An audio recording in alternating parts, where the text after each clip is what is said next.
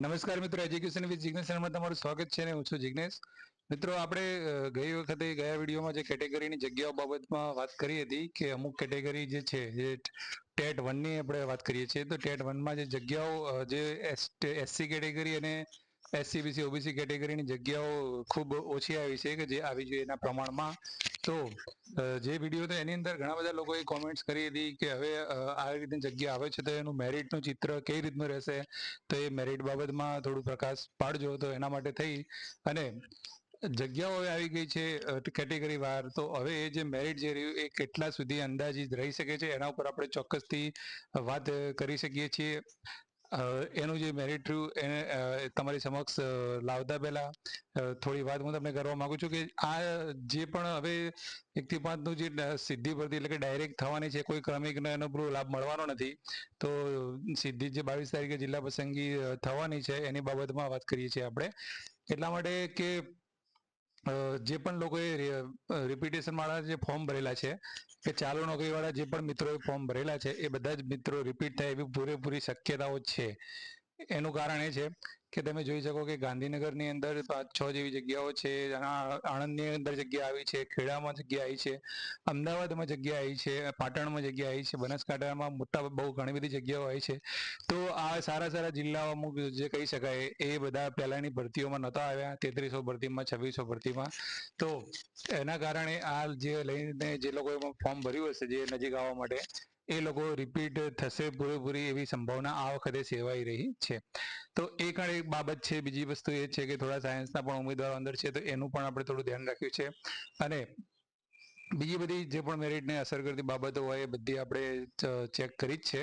તો વધારે સમય ના બગાડતા આપણે જોઈએ એના પર ચર્ચા કરીએ કે આ મેરિટનું ચિત્ર આપણને શું કહી રહ્યું છે.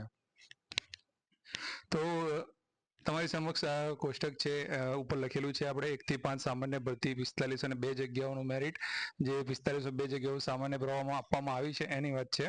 તો સૌપ્રથમ વાત કરીએ આપણે ઓપનની. તો ઓપનની જે જગ્યાઓ જે રહી 2488 જગ્યાઓ છે. હવે 2488 જગ્યાઓમાં જે 24 અને 2488 આપણે ગણીએ કે ભાઈ જનરલ મેરિટના એ લોકો એટલે કે ઓપનમાં દાવેદાર છે. હવે એની વાત કરીએ તો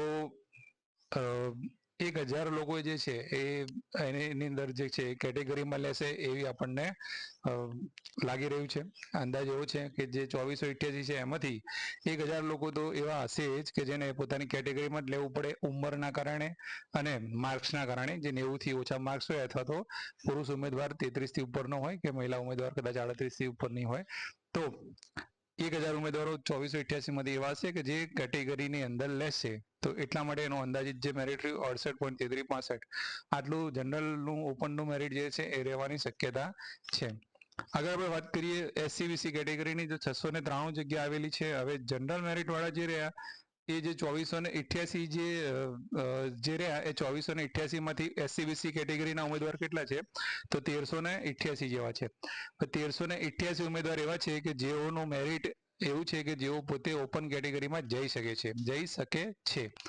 હવે આપણે માની લઈએ કે એની અંદર ઘણા બધા લોકો એવા પણ હશે જેની એજ, જે અગાઉ વાત કરી, જેને એજ પાસ થઈ ગઈ હોય કે માર્ક્સ ના હોય, તો એ 1388 માંથી આપણે આ ગણીએ, એપ્રોક્સિમેટ ગણીએ છીએ 850 લોકો.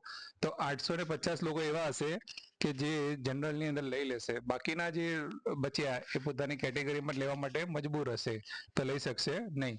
તો એટલા માટે જો એનું જે અંદાજિત જે મેરિટ મેક્સિમમ જે કહી શકીએ આપણે 69.0881, આનાથી વધારે મેરિટ એસસીબીસી નું નહીં જાય. 69.0881.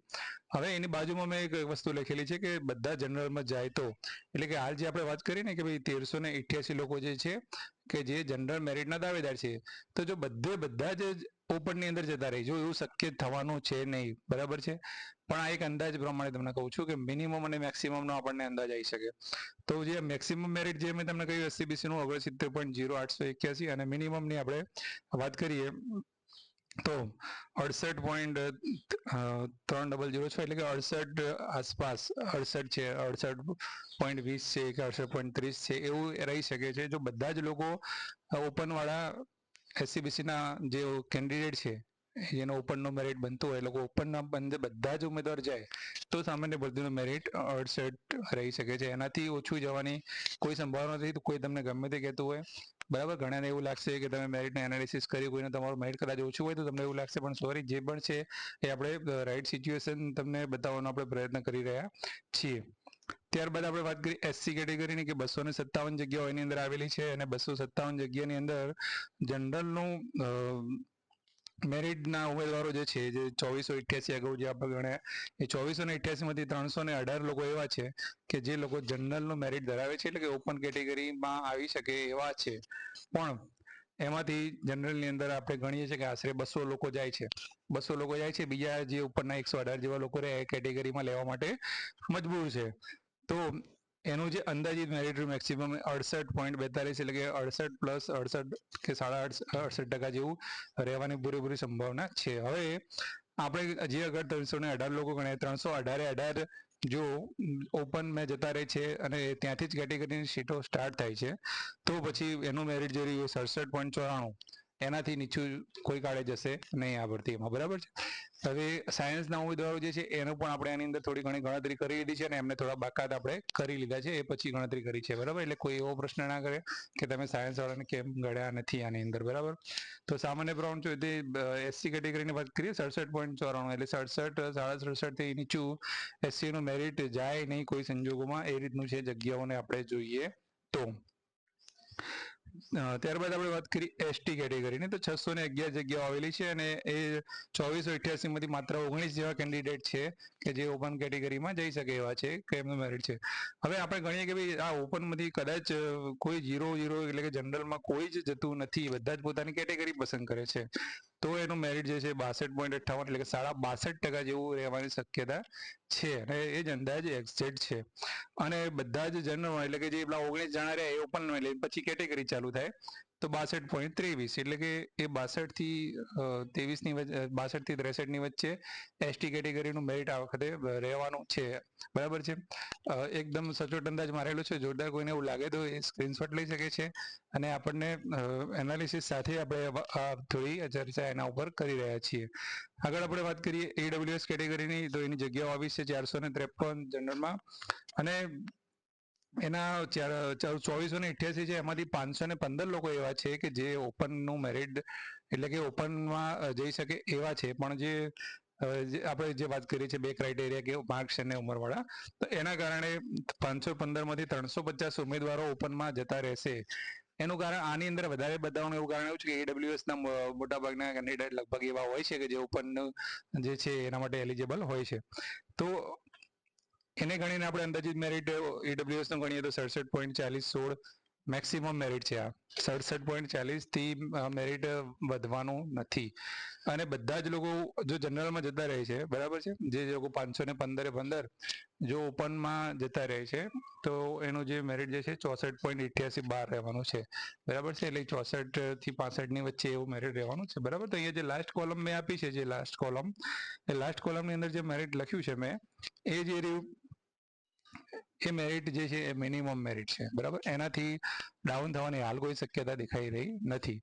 એનું કારણ એ છે કે આની અંદર આપણે થોડા સાયન્સના કેન્ડિડેટ ગણે છે. આની અંદર પાછું PH કેટેગરીના ઉમેદવાર છે, એના માટે અલગ સીટ જશે. માજી સૈનિકના ઉમેદવારો હોય છે, એના માટે થોડી અલગ સીટ જશે. તો આ બધી અનામત એક્સ્ટ્રા બીજી જે છે એ પણ આપણે ગણી લઈએ છીએ. તો આના કારણે જો મેરિટ જે છે એ જેમ બને એમ સીટો એ ઓછી થતી જાય, બરાબર ને. તો એટલા માટે જે લાસ્ટ કોલમ જે રહી એ જે મિનિમમ મેરિટ છે તમારું, શું છે, મિનિમમ, કે આનાથી ઓછું આમાં જવાની કોઈ શક્યતા નથી, કારણ કે ક્રમિકનો પણ લાભ નથી. 6 થી 8 પણ છેલ્લે થઈ રહ્યું છે, બધી જ ભરતી છેલ્લે 1 થી 5 જ પહેલા થઈ રહ્યું છે, એટલા માટે. એટલે બીજો કોઈ એની અંદર લાભ છે નહીં. વધુમાં એવું થાય કે 6 થી 8 વાળા 1 થી 5 માં પણ એલિજિબલ હોય, તો 1 થી 5 માં અત્યારે સારા જિલ્લા આવે છે, તો 6 થી 8 છોડીને પહેલો 1 થી 5 માં લઈ લે એવી પૂરેપૂરી શક્યતા છે, બરાબર. અને અંદાજિત મેરિટ વાળી જે કોલમ રહી એ તમારું મેક્સિમમ મેરિટ છે, એનાથી ઉપર જાય એવું મને લાગી રહ્યું નથી. તો આ થોડું એનાલિસિસ કરીને તમારા માટે આ જે પણ લોકો કોમેન્ટ કરતા હતા ને કે જરૂરથી કે જગ્યાઓ બાદ પણ એક વિડીયો બનાવો તો લઈને આવ્યો છું. તો જો વિડીયો તમને સારો લાગ્યો હોય તો લાઈક જરૂરથી કરજો અને આ વિડીયોને શેર જરૂરથી કરજો. અને ઘણા બધા લોકો ચેનલ જોવે તો છે, લાઈક પણ કરે છે, પણ સબસ્ક્રાઇબ કરતા નથી હોતા, કરવાનું ભૂલી જાય છે. તો ચોક્કસથી સબસ્ક્રાઇબ કરી લેજો. અને 6 થી 8 વાળા મિત્રોને ખાસ જણાવવાનું કે તમારા માટે પણ આપણે મેરિટનો વિડીયો આવી રીતે લઈને આવીશું વિષય બાય વિષય. તો તમે પણ આપણી ચેનલને સબસ્ક્રાઇબ કરી દેજો, જેથી ભૂલાય નહીં, ને બેલ આઇકનને દબાવી દેજો તો તરત જ તમને નોટિફિકેશન પણ મળી જાય. હવે નવા વિડીયોમાં ફરીથી આપણે મળીશું. ત્યાં સુધી જય હિન્દ, જય ભારત. Thank you.